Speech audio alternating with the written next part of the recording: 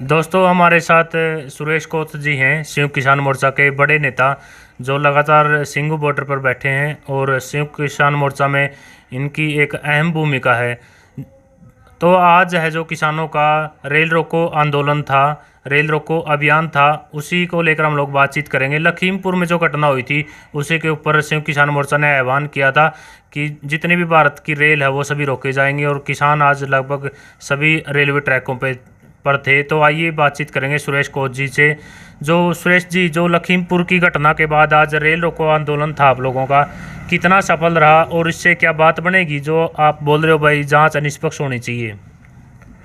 देखिए, सबसे पहले मैं आपने क्लियर कर दूं, मैं थोड़ा बीमार चल रहा हूं एक दो दिन से। अभी मैं पता ही ले रहा था कि कितनी जगह रेल रुकी हैं। मेरा बीपी बहुत ज़्यादा नीचा चला गया था और लखीमपुर से ही सीधा मैं कोर्ट में आके आराम के लिए डॉक्टर ने बोल रखा जी। लखीमपुर खीरी की घटना 3 तारीख 9 में रात ने 3 बजे ही जा लिया था। राकेश टिकैत और मैं 2 ही आदमी ऐसे थे जो मौके पे पहुंच पाए, बाकी नेताओं को नहीं आने दिया गया जी। कुछ वहाँ के उत्तराखंड के नेता पहुँच गए, कोई 1-2 पंजाब का रविंद्र पटियाला वो इधर उधर से छुपते छुपाते पहुँचे। 8-10 नेता हुए थे सारे। तो मैंने वो घटना करीब से देखी है, मैंने वो डेड बॉडियाँ नज़दीक से देखी। 3 तारीख की दोपहर बाद की घटना है। मैं सवेरे 4 बजे पहुँच चुका था 4 तारीख को।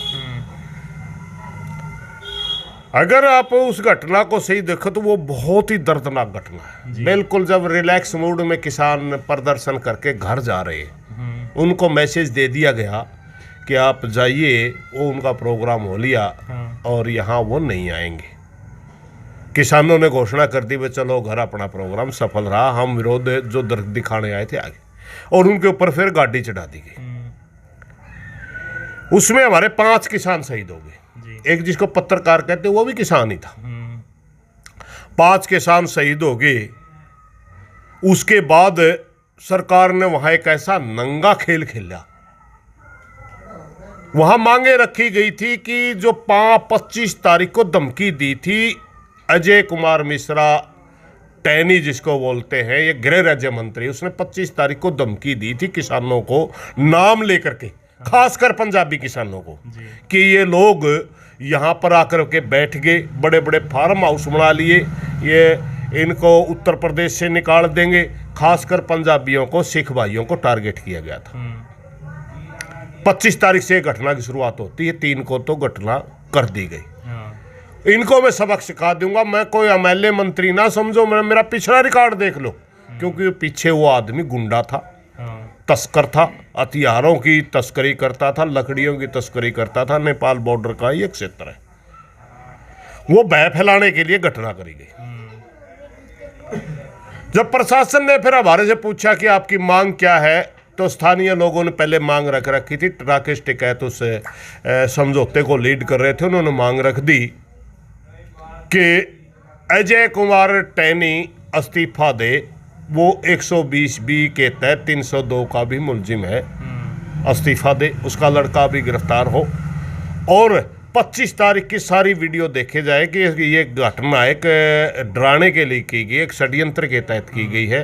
तो ये मंत्री भी इस्तीफा दे करके गिरफ्तार किया जाना चाहिए। ये मुख्य मांग थी। बाकी तो मुआवजे की, नौकरी की, वो अलग मांग है। बहुत सी वहाँ माहौल ऐसा पैदा कर दिया गया, किसी नेता को नहीं जाने दिया गया। उन परिवारों को के ऊपर दबाव बना करके उत्तर प्रदेश सरकार ने एक ऐसा माहौल बना दिया कि किसानों के साथ निष्पक्ष कोई बात नहीं हो पाई। और परिवारों के साथ मिलकर के किसान मोर्चा ने दबी जवान से उनका दाह संस्कार करना पड़ा। ऐसी लॉबिंग कर दी।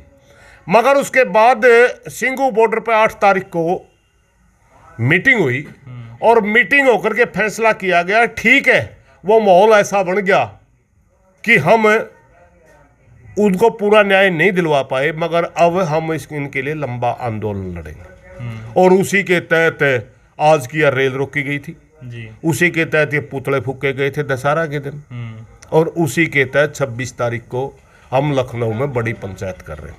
और जब तक इस मंत्री का इस्तीफा होकर के गिरफ्तारी नहीं होती तो ये आंदोलन का हिस्सा रहेगा। हम लगातार उन किसानों के साथ खड़े रहेंगे, उनको न्याय दिलवाने के लिए आंदोलन लड़ते रहेंगे। ये एक आंदोलन का हिस्सा है, क्योंकि हम पूरे देश का किसान आज उत्तर प्रदेश के लखीमपुर खीरी के किसानों के साथ है। उनको किसी भी तरह दबने नहीं देंगे, उनको किसी भी तरह जिस तरह डराने के लिए घटना की गई डरने नहीं देंगे। पूरा एसकेएम उनके साथ खड़ा होकर के आगे भी इस तरह के प्रोग्राम चलाता रहेगा। जी, और सुरेश जी, जो सिंगू बॉर्डर पर कुछ दिन पहले एक निर्मम हत्या हुई है, उसको लेकर जो अपना संयुक्त किसान मोर्चा उसका क्या स्टैंड है? देखिए, संयुक्त मोर्चा ने पहले ही बता दिया था कि ये किसान आंदोलन का हिस्सा नहीं है, ये एक धार्मिक घटना है। किसी भी धर्म के ग्रंथ की या किसी चिन्ह की बेअदबी होना बहुत ही निंदनीय है, मगर कानून को हाथ में लेकर के जिस तरह की हत्या की गई वो उससे भी ज्यादा निंदनीय है। किसी भी तरह उस चीज का बचाव नहीं किया जा सकता। हमने तो कई महीने पहले ही एक छोटी सी घटना आ गई थी, किसी एक निहंग साथी ने एक भाई के तलवार चला दी थी। उसी समय 32 किसानों के संगठन है पंजाब के, उनके सामने पूरे भारत के एसकेएम ने प्रार्थना की थी कि कृपया करके इन साथियों से प्रार्थना करिए कि ये इस तरह की घटना ना करें। ये कोई धार्मिक आंदोलन नहीं है, ना ये कल्ला सिखों का मुद्दा है, ये पूरे देश के किसानों का आंदोलन, पूरे देश के किसानों का मुद्दा है। इसको कृपया करके धार्मिक रंग ना दिया जाए। और 32 के 32 किसान संगठनों ने, पंजाब वालों ने हमारे से सहमति जताई थी कि हम निंग साथियों से प्रार्थना करेंगे कि आप, क्योंकि यहाँ 3-4 ग्रुप बैठे निंगों के, 3-4 ग्रुप बैठे हैं, 2-3 ग्रुपों की कोई शिकायत नहीं आती। वो लंगर भी चलाते हैं, वो बिल्कुल किसानों से मिलके चलते हैं। एक ग्रुप है, इसी की बार बार शिकायत आ रही थी, इन्हीं के बारे में वही वो घटना घट गई, इन्हीं के बारे में बार बार वो बात आ रही थी।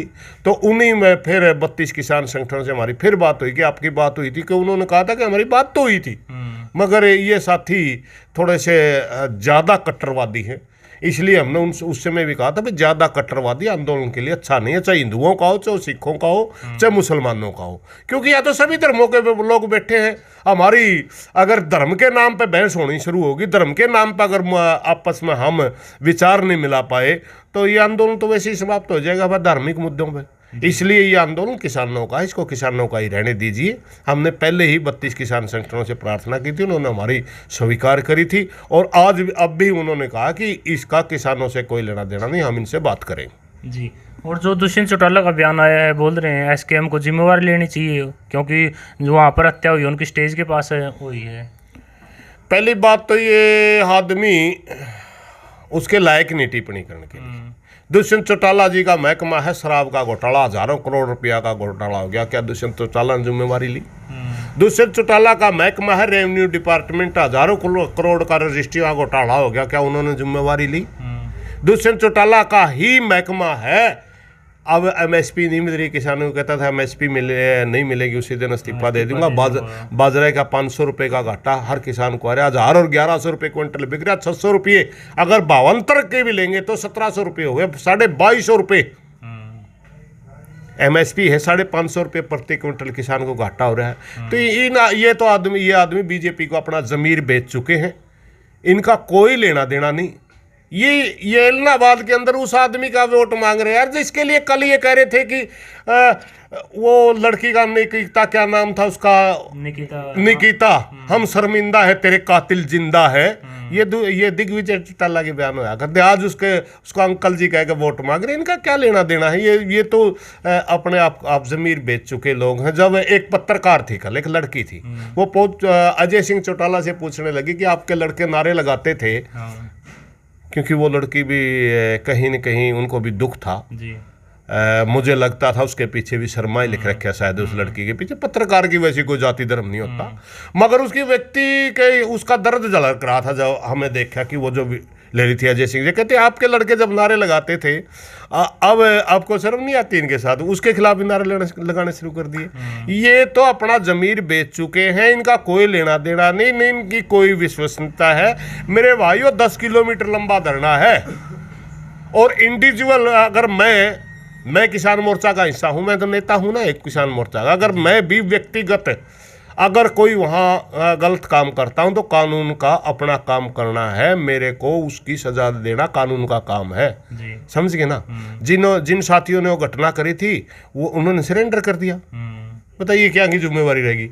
बिना मतलब की बात करता है, वाहियत बालक है। बिल्ली के वाकई छिक्का टूट गया, तब ताऊ देवलाल का नाम बेच गया, दोबारा नहीं मतलब इस ट्रैक पे नहीं आएगा दोबारा कभी। जी, और इलाहाबाद में चुनाव चल रहा है, लगातार प्रचार किया जा रहा है सभी पार्टियों द्वारा।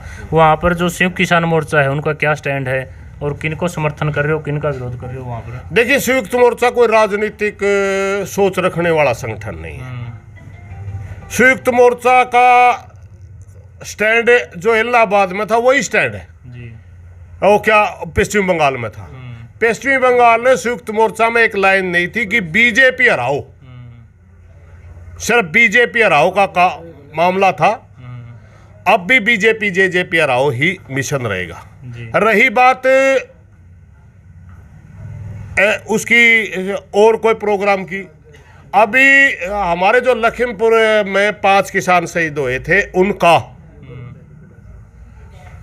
कलश यात्रा चल रही है जी। इलाहाबाद के लिए। एक स्पेशल हरियाणा का एसकेएम ऑफिशियल के नाम से जो किसानों के संगठन 19-20 संगठन हरियाणा के, जिस तरह पंजाब के 32 है, वो एक ग्रुप है हरियाणा के संगठनों का। उनकी तरफ से 3 यात्रा प्लान की थी। एक डब्बावाड़ी से लेकर के टिकरी जाएगी जी। जो अभी घूम रही है, एक पंचकुला से लेकर के सिंगू जाएगी, एक स्पेशल इलाहाबाद के लिए यात्रा प्लान कर रखी है जी। वो इलाहाबाद के हर गांव में जाएगी और उन किसानों को याद दिलाएगी कि देखिए बीजेपी वाले देश के किसान के साथ इतना अत्याचार कर रहे हैं। अगर आज के दिन भी किसान नहीं जागे, आज के दिन भी बीजेपी वालों का को समाप्त नहीं किया गया, अगर आज भी कोई बीजेपी के किसान और मजदूर वोट डालता तो बहुत ही निंदनीय है, क्योंकि पार्टियां तो और भी हैं जी। किसान। वैसे तो एक मैं आपको वो बात बता दूं, हम किसी का समर्थन नहीं कर रहे, विरोध करना भी हमारी मजबूरी है जी। हम, क्योंकि हमारा प्रधानमंत्री मात्र राजनीतिक भाषा समझता है, इसलिए, वरना तो एक गैर राजनीतिक संगठन है, हमें क्या लेना देना कौन हारेगा कौन जीतेगा। मगर बीजेपी वाले तो हार जीत को ही सबसे बड़ी बात मानते हैं। हमारा प्रधानमंत्री हमेशा इलेक्शन मोड में रहता है, इसलिए हमने बंगाल के चुनाव में फैसला लेना पड़ा जो कंटिन्यू अब भी चल रहा है। हालांकि वहां का जो विधायक था अभय सिंह चौटाला, वो जो इस्तीफा दिया था वो एसकेएम ने मांगा था मेरे भाई जी। उस समय एक माहौल बना था, सारे सबसे इस्तीफे मांगे गए थे बीजेपी को छोड़ के। कांग्रेस के भी मांगे गए थे, निर्दलीयों से भी मांगे गए थे, जेजेपी से भी मांगे गए थे। उस समय एसकेएम में एक विचार था कि किसी तरह हरियाणा की सरकार मतलब इस मुद्दे को लेकर के दबाव में आए और ये जाकर के मोदी के सामने कहे कि अरे हमारी सरकार टूटेगी, वह आप जल्दी मान जाओ। ये पंजाब के बहुत बड़े हमारे सीनियर एक एसकेएम में नेता है बलबीर राजेवाल जी, उनका विचार था, उन्होंने रखा था। निर्दलीयों से इस्तीफे हमने मांगे, जेजेपी वालों से हमने मांगे, कांग्रेसियों से हमने मांगे, यहां तक कि घर जा करके जोड़ी कर करके इस्तीफे मांगे, मगर किसी ने नहीं दिया। अभय सिंह चौटाला ने टिकरी के ऊपर इसका इस्तीफा किसानों की तरफ से, एसकेएम की तरफ से मांगने वाला मैं खुद था जी। इनने कहा था भाई 26 जनवरी का आपका इवेंट है, अगर वहां तक सरकार मान जाती है ठीक, वरना मैं 27 को इस्तीफा दे दूँ। हालांकि ये फैक्ट है, मगर उसके बावजूद भी हम ऐसी कोई भाषा नहीं बोलेंगे, क्योंकि कहीं न कहीं कांग्रेस भी आंदोलन के सपोर्ट में खड़ी नजर आती है। वामपंथी भी इस आंदोलन का हिस्सा है, वामपंथियों के तो कई संगठन हिस्सेदार हैं इसमें। इनेलो की जहां तक बात है, उसके तो 2 हॉस्पिटल चल रहे हैं, उसके मच्छरदानियां, पंखे, पता नहीं क्या क्या चल रहा है। इसलिए हम पर्सनल किसी के बारे में अपील नहीं करेंगे, सिर्फ इतनी अपील जरूर करेंगे कि बीजेपी जेजेपी का वोट मत डालना मेरे भाइयों इस इलेक्शन में। अगर आपने किसान और मजदूर को बचाना है तो इनको समाप्त कर दो बुरी तरह। अगर इलाहाबाद के अंदर इनकी जमान जब्त हो जाती, इनके ढोलों में वोटें नहीं पाते, इनके बस्ते पकड़ियाँ कोई नहीं पाता, तो एक हालांकि सरकार पर फर्क नहीं पड़ेगा, मगर एक दिमागी प्रेशर जरूर होगा, मोदी तक आवाज जाएगी अगर ये कानून वापस नहीं हुआ। आज पता है आपको गोवा के राज्यपाल मलिक साहब का बयान आया है कि अगर ये किसानों के साथ समझौता नहीं हुआ तो मतलब उत्तर प्रदेश में सरकार नहीं आएगी। राज्यपाल का बयान है, बीजेपी का जी। हाँ, पहले भी उसके तो वो अलग टाइप का बयान होता था। आज सीधा कहा कि मेरा गांव मेरठ में है और मेरठ के अंदर भारतीय जनता पार्टी या कोई लीडर गांव में घुस ही नहीं सकता। वोट देना लेना तो अलग बात है, जब संपर्क नहीं कर पाओगे आप, तो ये बहुत बड़ी बातें हैं। हमने ये एक मैसेज चला जाएगा। बेशक एक विधानसभा है, मगर ये मैसेज देने में कामयाब हो सकती है। ये वहाँ तक आवाज़ पहुँचा सकती है मोदी तक कि अगर आप किसानों के साथ और मजदूरों के साथ लड़ाई करोगे तो आपका समाप्त होना निश्चित है। चलो ठीक है प्रधान जी। ठीक है जी, धन्यवाद जी।